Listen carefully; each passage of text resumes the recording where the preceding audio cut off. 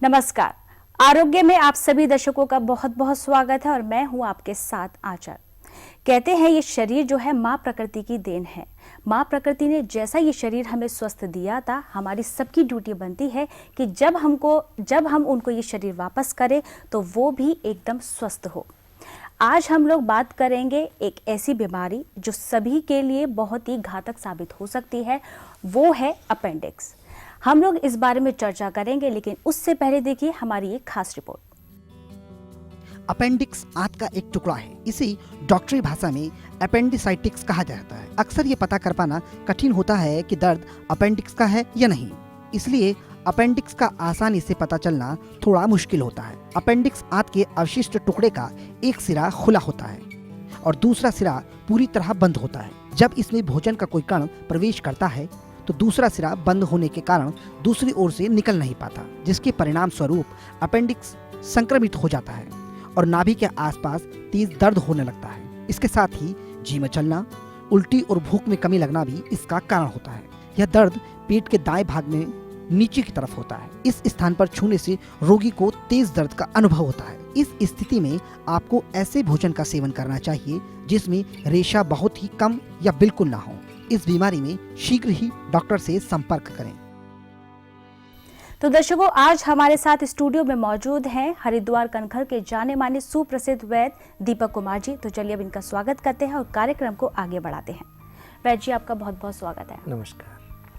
वैद्य जी, जैसे अभी हम लोगों ने एक रिपोर्ट देखी है अपेंडिक्स के ऊपर, मैं आपसे जानना चाहूँगी कि हम लोग जानते हैं कि अपेंडिक्स जो होता है वो पेट के जो निचले हिस्से पर जब दर्द उठता है वो अपेंडिक्स का एक तरह से मान लें कि वो लक्षण है या वो अपेंडिक्स है। तो मैं आपसे जानना चाहूँगी क्या इसके लक्षण होते हैं और ये क्या है और किस कारण ये होता है? आंचल जी, पेट में कई पार्ट ऐसे हैं जिनके कारण हमको बुखार, पेट में दर्द उभरने लगता है और अपेंडिक्स में भी ऐसा ही होता है। तो यह सटीक बात नहीं है कि पेट में यदि दर्द है तो अपेंडिक्स ही होगा। इसके कई कारण हो जाते हैं। आंत का एक हिस्सा जो एक तरफ से खुला होता है और दूसरी तरफ से बंद होता है, उसमें कभी कभी कोई इन्फेक्शन हो जाए या कोई छिलका दाल का या कोई कण फंस जाए और वहाँ इन्फेक्शन पैदा हो जाए, सूजन उसमें पैदा हो जाए, तब हमारे पेट के निचले हिस्से में बहुत भयंकर दर्द होने लगता है, जिसके कारण उल्टी आने लगे, पेट में दर्द होने लगे, बुखार आने लगे और पेट में बहुत ज़्यादा भारीपन होने लगे, वमन इत्यादि की हर समय इच्छा करती रहे। तब इस प्रकार मान के चलते हैं कि अपेंडिक्स होने के चांस है। और बिल्कुल सटीक जानकारी के लिए इसका बहुत अच्छा निदान है अल्ट्रासाउंड। यदि हम अल्ट्रासाउंड या कैटी स्कैन एब्डोमेन का करा लें तो यह स्थिति बिल्कुल क्लियर हो जाती है कि अपेंडिक्स है या नहीं। कभी कभी जब पेट में बहुत ज़्यादा कब्ज हो जाए या पेट में कीड़े हो जाए या ट्यूबरक्लोसिस हो जाए, कोई इस प्रकार का इन्फेक्शन हो जाए, उसके कारण भी ये अपेंडिक्स बहुत सूजन आ जाती है, उसके अंदर फूल जाता है। लेकिन ऐसी अवस्था में ट्रीटमेंट बहुत ज़रूरी है। बहुत से लोग इसको टालने लगते हैं या खाली पेन किलर्स लेकर के गुजारा करने लगते हैं, जो कि बहुत गलत है। पेन किलर्स हमारे दिमाग के एक हिस्से को सुन्न कर देता है, हमारी बीमारी ख़त्म नहीं करता और कई बार जब ये फट जाता है तब बहुत भयंकर स्थिति का सामना करना पड़ता है। इसलिए सही समय पर इसका निदान और चिकित्सा जरूर करनी चाहिए। इसके लिए मैं इतना ही कहूँगा, उदर कुक्षी कटिपीठ में पीड़ा का संचार। उदर यानी कि पेट, और पेट से जो दर्द हमारा कमर की ओर निकलने लगे, तब मलुक यानी कि पेट, पैर, कर यानी कि हाथ। उदर कुक्षी कटिपीठ में पीड़ा का संचार, मलुक पैर कर नाभि में होता शोध अपार। कटी के निम्न प्रदेश में भारीपन हो जाए, त्वचा नेत्र नख श्याम हो, मल संग्रह अधिकाय। यानी कि पेट में कब्ज होने लगे, हमारी त्वचा, आँख और नखून नीले पड़ने लगे और पेट में बहुत भारीपन होने लगे, दर्द होने लगे, उल्टी उबकाई आने लगे, तब मान के चलते हैं कि अपेंडिक्स का कारण है। जी वैद्य जी, और ये बहुत ज़रूरी हो जाता है कि सही समय पर सही उपचार किया जाए तो हम लोग जो है स्वस्थ बने रह सकते हैं। वैद्य जी, जैसे कि हम बात कर रहे हैं अपेंडिक्स के ऊपर, तो जैसे पेट में दर्द उठता है और पेट के निचले हिस्से में दाएं तरफ की ओर चला जाता है, तो उससे भूख नहीं लगती है, उल्टी होती है, ठंड लगती है, क्या ये सब भी कारण है इसके अपेंडिक्स के कारण?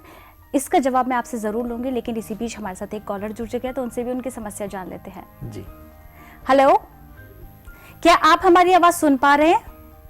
जी हाँ, जी। आवाज आ रही। जी, आप अपना नाम बताएं। नाम देवराज सिंह है। जी देवराज जी, आप कहाँ से बात कर रहे हैं? है जी, कहाँ से बात कर रहे हैं आप? मैं निजाबाद, जी, आप अपना सवाल तहसील पूछें। निजाबाद, जिला बिजनौर। जी, आप अपना सवाल पूछें। सवाल पूछूं?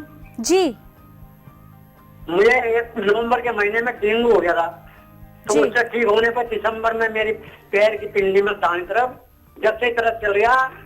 दवाई इंग्लिश दवाई भी खा ली और देसी दवाई भी खा ली, लेकिन आराम नहीं हुआ। आपकी उम्र कितनी है? मेरी उम्र जी 80 साल है। आपका पैर ये में कहीं सूजन तो नहीं है? सूजन नहीं है पैर पर कहीं भी। और शरीर भारी तो नहीं है? शरीर भारी, 50 किलो वजन है, ठीक। 5 फुट 2 इंच की लंबाई है मेरी। बीपी या शुगर तो नहीं है? ये भी नहीं है। ठीक। इसके लिए बहुत ज़्यादा अच्छा होगा कि आप मनोहर गोंद रामफल वटी, इसके अंदर हरित की, कुंदरू गोंद और शुद्ध कपिलू, शुद्ध कुचले से दवा बनती है, और हार सिंगार के पत्तों का रस, आप 2 गोली शिलाजीत वटी और 2 गोली मनोहर गोंद रामफल वटी, इसकी आप नियमित रूप से दिन में 2 बार सेवन करें।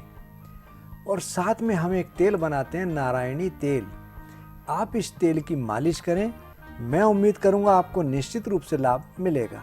यदि आपको दर्द ज़्यादा रहता है तो आप 1 ग्राम वृहतवाद चिंतामणि, 1 ग्राम समीर पन्नग रस, 2 ग्राम एकांगवीर रस और 5 ग्राम प्रवाल पिष्टी, इन चारों को मिला करके 15 पुड़िया बना लें और 1 डोज प्रतिदिन सुबह को शहद में अगर 4-5 पत्ते बिल के मिल जाएं, बिलू पत्र, उसका रस निकाल कर मिलाकर सेवन करें, या आप खाली शहद से भी ले सकते हैं। और खाने में दही, चावल, खटाई, अरहर राजमा इत्यादि बादी चीज़ें आप इनका प्रयोग ना करें। मैं उम्मीद करूंगा निश्चित रूप से आपको इस दर्द से निजात मिलेगी। बिल्कुल, यदि आप आयुर्वेदिक ट्रीटमेंट लेंगे तो ज़रूर ही आपकी जो समस्या है उसका समाधान आपको मिल जाएगा। वैद्य जी, अभी हम लोग बात कर रहे थे कि जैसे कि नाभि के पास नीचे, जो पेट के नीचे है, दाएं हिस्से के ऊपर जब दर्द उठता है तो उससे कभी कभी भूख नहीं लगती है, उल्टी होती है या फिर ठंड लगने लगती है, तो क्या इसको हम लोग कह सकते हैं कि अपेंडिक्स का है कुछ लक्षण इसमें? जी, मैंने आपको बताया हमारे पेट के अंदर कई पार्ट ऐसे हैं जिनके अंदर कोई इन्फेक्शन हो जाए तब इस प्रकार की दिक्कत बनती है। पेट में इन्फेक्शन हो जाए, आंतों में इन्फेक्शन हो जाए, या मलेरिया के कारण भी हमको ठंड लग जाती है। हमको सबसे पहले ये सोचना चाहिए कि हमको बीमारी क्या है, उसका निदान तभी करना चाहिए, क्योंकि कई बार पेट में गलत पानी पीने से या बाजार का कुछ खाने से भी इस प्रकार की दिक्कत बन जाती है।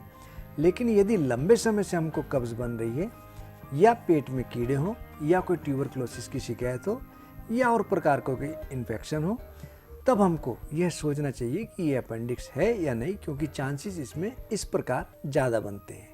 बिल्कुल दर्शकों, यदि आप भी आयुर्वेदिक ट्रीटमेंट लेना चाहते हैं, आपके शरीर से संबंधित कोई भी बीमारी का इलाज आप पाना चाहते हैं, तो निश्चित रूप से ही आप यहाँ पर कॉल ज़रूर करिए, क्योंकि यहीं से आपको आपकी समस्या का समाधान ज़रूर मिलेगा।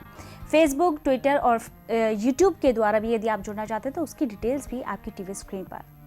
वैद्य जी, हमारी जो टीम ने है आपके एक पेशेंट से बात की थी, तो चलिए सुन लेते हैं क्या कुछ कहा उन्होंने। जी, मेरा नाम लाल सिंह रावत है, मैं नैनीताल का रहने वाला हूँ। मेरी 2-3 महीने से हाथ में, हड्डियों में तथा अंगुलियों में दर्द रहता था और अंगुलियाँ मुड़ नहीं पा रही थी। मैं पहले मेडिकल दवाइयाँ लेता रहा, जिससे खाने के बाद कुछ दिन तक आराम मिलता था और उसके बाद फिर वैसे ही दर्द शुरू हो जाता था। जब वैद्य जी का मुझे टीवी में देखने के बाद पता चला वैद्य जी इलाज करते हैं इन चीज़ों का, मैंने 2.5 महीने से लगातार दवाई ली। अब मेरी हाथों की अंगुलियों और हड्डियों में 50% का फायदा हो गया है। वैद्य जी, ये थे आरसी रावत नैनीताल से, जिन्होंने बताया कि 2-3 महीने से जो है इनको उंगलियों में और हड्डियों में जो है इनको दर्द उठता था और आपका ट्रीटमेंट लेने के बाद ही 50% काफ़ी हद तक ये ठीक हो गया। तो कैसा ट्रीटमेंट आपने इनको दिया? आंचल जी, आज के समय में एक बीमारी है कब्ज़, जिसको लोग बहुत लाइटली लेते हैं, उसके बारे में बहुत ज़्यादा नहीं सोचते, और ये सब बीमारियों की जड़ है। हमने अपने पेट को पूरे दुनिया का सबसे बड़ा कूड़ाघर बना दिया। अटरम सटरम खाना, और खाने के बाद वो पाचन उसका पूरा नहीं हो पाता। वैसे तो एक कहावत है, कम खाना पर खूब चबाना, तंदुरुस्ती का यही खजाना। लोग बाग इस बीमारी के बारे में बहुत ज़्यादा नहीं सोचते, लेकिन लॉन्ग टाइम में जब हमारे पेट के अंदर मल सड़ने लगता है और उसका पाचक रस दूषित हो जाता है, वह पाचक रस हमारे ब्लड के साथ मिलकर जॉइंट्स में डिपॉजिट होने लगता है, तब ये बीमारी बनती है गठिया। और आज के समय में यह बीमारी बहुत तेज़ी से क्लिक कर रही है। अक्सर लोग जंक फूड का भी सेवन बहुत ज़्यादा करते हैं, और जंक फूड खाने से या मैदे की चीज़ें खाने से लाभ तो कुछ नहीं होता, लेकिन हानि बहुत ज़्यादा होती है। और पहले लोग मोटा पहनते थे, मोटा खाते थे, स्वस्थ रहते थे। आज के समय में पतला पहनते हैं, पतला खाते हैं और अस्वस्थ रहते हैं। इनके साथ भी यही दिक्कत थी, इनका पेट प्रॉपर साफ नहीं होता था। सबसे पहले इस तरह के पेशेंट के लिए कोष्ठ शुद्धि नितांत आवश्यक है। मैंने इनको प्रवाही कारचूर्ण रात को सेवन के लिए दिया, 1 चम्मच दूध या पानी के साथ, और प्रातःकाल दिन में एक बार रस राज रस 1 ग्राम, समीर पन्नक 1 ग्राम, मल सिंदूर 1 ग्राम और प्रवाल पिष्टी 5 ग्राम, इन चारों को मिलाकर 15 पुड़िया बनाकर प्रातःकाल 1 पुड़िया मैंने इनको सेवन के लिए दी, और दिन में 2 बार, जो मैं वात रोग में अक्सर दवा बताता भी हूँ, देता भी हूँ, जिसका 80 के 80 प्रकार के वात रोग में बहुत अच्छा लाभ मिलता है। उन तीनों में से रामफल वटी, मनोहरबूंद रामफल वटी, दूसरा शिलाजीत वटी और तीसरा दशमूलघन वटी, तीनों की 2-2 गोली मैंने इनको सेवन कराई। आपने देखा भगवान के आशीर्वाद से इनको काफ़ी लाभ मिला। अब ये काफ़ी हद तक स्वस्थ है। जी वैद्य जी, बहुत बहुत धन्यवाद कि आपने हमारे साथ ये बातें शेयर की, हमारे दर्शकों के साथ आपने ये बातें शेयर की है। दर्शकों, यदि आप किसी भी समस्या से जूझ रहे हैं, कोई भी बीमारी आपको सालों साल से लग रही है और जिसको आपको लग रहा है कि इसका इलाज नहीं हो पा रहा है और आप आयुर्वेदिक ट्रीटमेंट लेना चाहते हैं, तो ज़रूर हमारा ये कार्यक्रम अंत तक देखिए और टीवी स्क्रीन पर जो नंबर दिए जा रहे हैं आप उन पर ज़रूर कॉल करिए। फेसबुक, ट्विटर और यूट्यूब के द्वारा भी आप हमारे साथ जुड़ सकते हैं। सबकी डिटेल्स आपकी टीवी स्क्रीन पर। चलिए, अब वक्त हो चला एक छोटे से ब्रेक का। बने रहिए, ब्रेक के बाद जल्द होंगे हाजिर।